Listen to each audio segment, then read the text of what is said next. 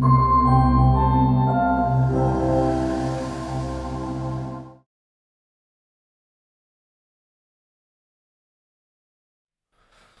good morning, everyone. I'm Ginyong Poon from Tsinghua University, and today I'll be sharing my design, Reimagining Collective Living in Nantou Urban Village.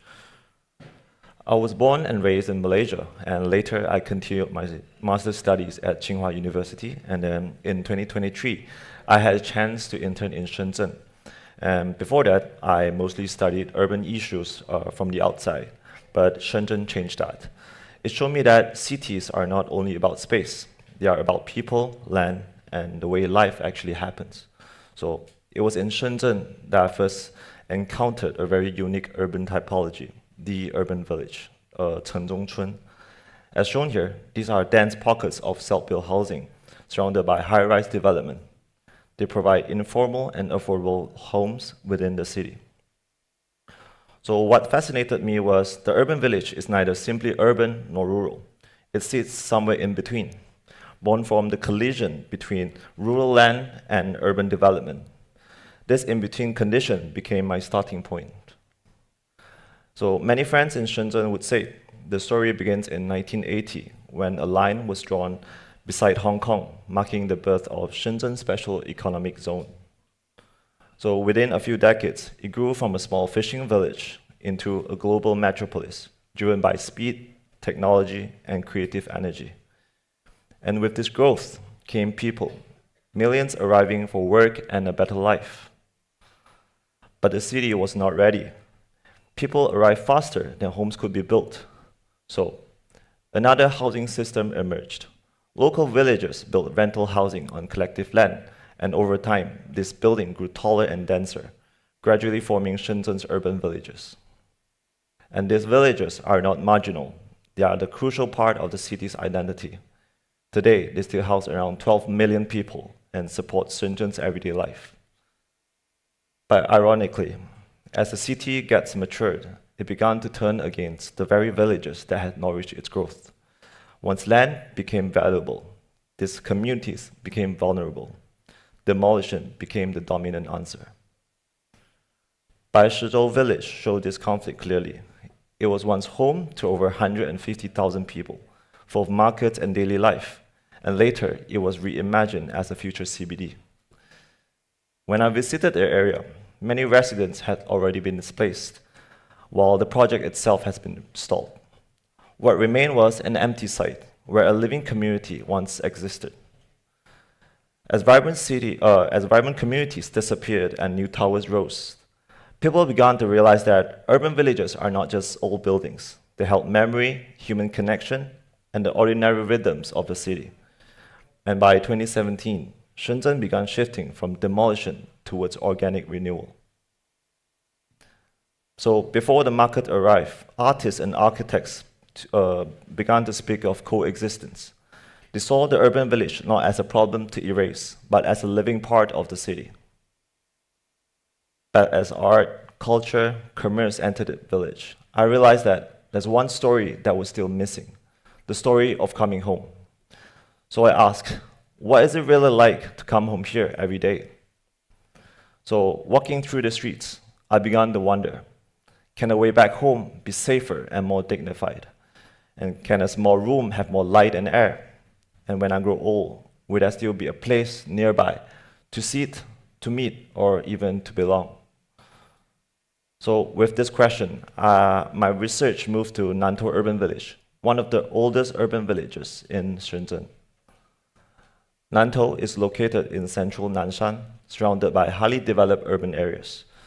But inside, it keeps a very different texture, dense, layered, and deeply lived in. The ancient city wall still shapes its boundary, and many main streets and alleys are inherited from the ancient trails. And in recent years, around 30% of Nantou has been renewed. Most of this renewal focus on commercial and cultural programs. But behind this renewed image, another part remains less visible. Around 70% of Nantou is still residential, and this is where the local community actually lives.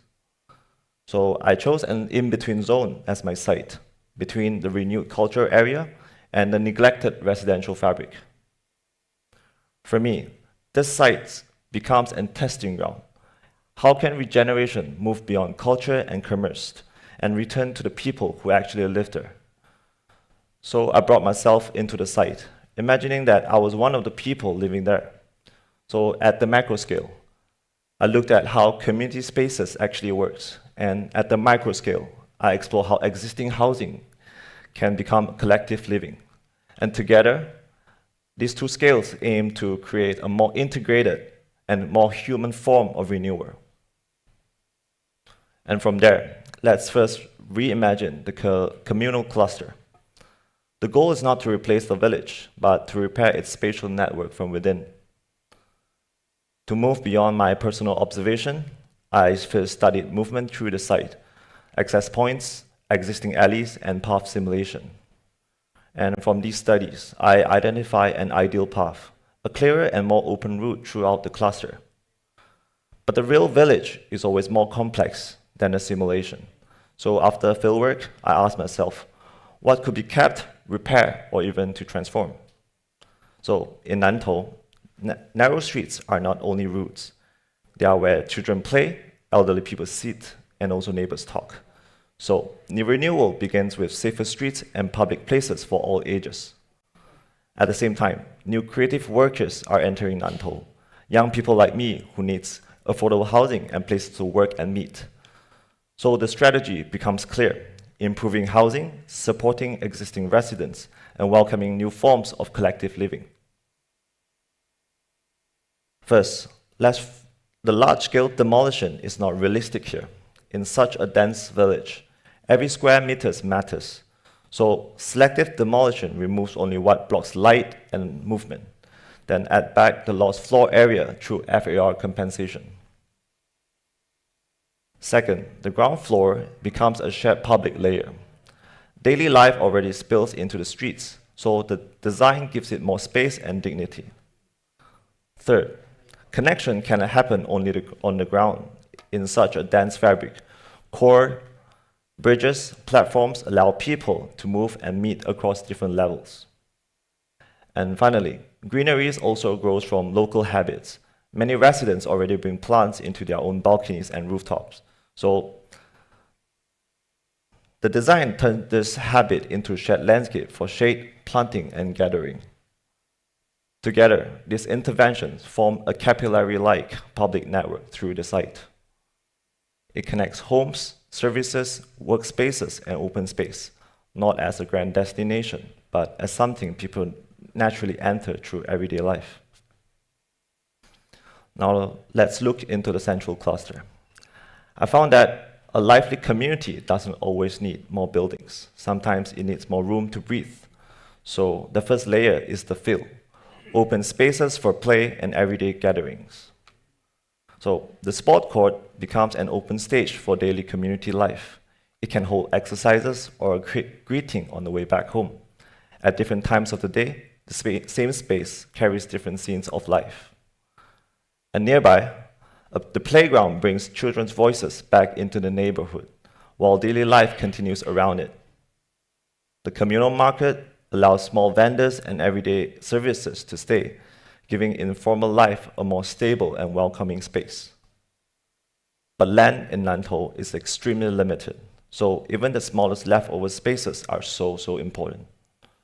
So these corners become places to sit and meet, especially for elderly residents and also children close to home. For young people like me, they can become places to work, meet friends, or just simply to stay for a while. Finally, all these spaces are connected through paths. Here, circulation is no longer just movement. It becomes part of social life itself. The alley we pass through every day becomes safer with better lighting and shelter from rain. And even the small notice board on the site can become the necessary community information for the site. Lightweight elevated walkways add new connection where the ground floor is too limited. They simply gently slipped into the site through the dense building, opening up routes that were once blocked or hidden.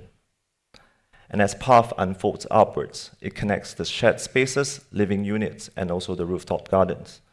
Through this movement, people can rediscover the village beyond its compressed ground levels. So from the cluster, let's move into the collective living. Urban villages are often begin as a self-built box, occupying the full plot and repeating outwards. So inside, the problems are quite direct. Small rooms with limited daylight, exposed pipes, and underused balconies. So the transformation begins with subtraction, opening up blocked areas for light, air, and clearer circulation. Then, with limited addition, balconies, stairs, and lightweight structures improve movement and shade, while creating shared outdoor spaces at the same time. Sorry. It's not showing. So as I imagine walking out of the apartment, a small cafe or a breakfast shop may be just around the corner. Existing tiles, green steel, or even newly added timber are already enough to create the warmth for the people. And inside, communal kitchen supports cooking, sharing, and informal encounters. Its materials are kept simple, durable, and easy to maintain. And on the residential levels, darker areas become shared zones, while rooms are placed along the better lit facades.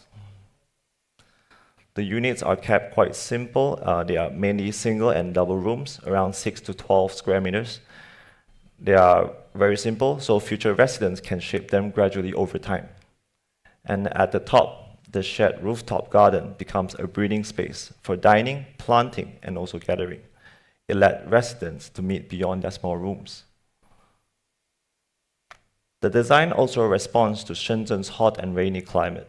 So prefabricated balconies extend living space while creating shade and rain protection at the same time. The mesh facade supports vertical greenery while keeping the building light and breathable. So through this transformation, the self-built house is no longer just isolated, and over time, it becomes a small community where living, sharing, and encounters can happen together. Different voices and routines return back to the building, giving its own rhythm again.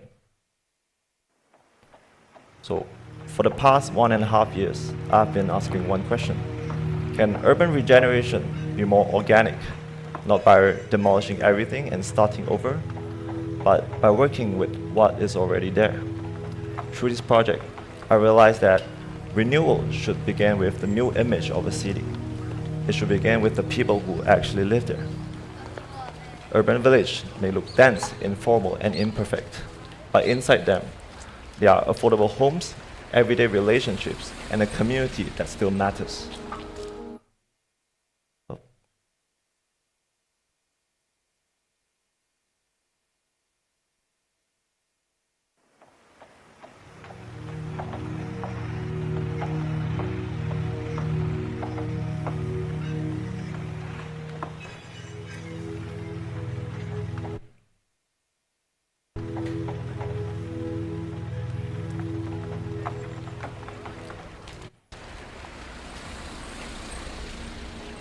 So this project is not about replacing the village itself.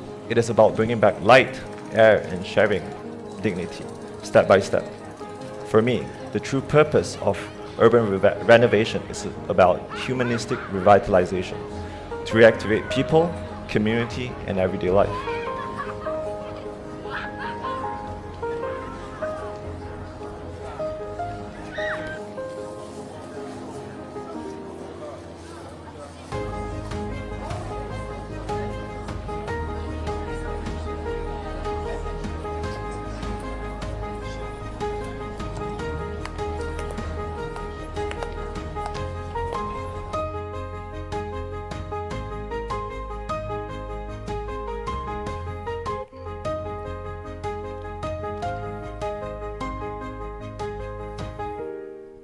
So looking back, I am no longer just an outsider looking at the urban village from a distance. Through Nantou, I began to see it from within, as a place of ordinary life, resilience, and belonging.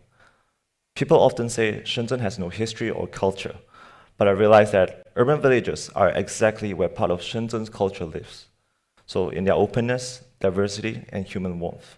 Because a better city is not only built by what we add, but also by what we chose to keep. Thank you.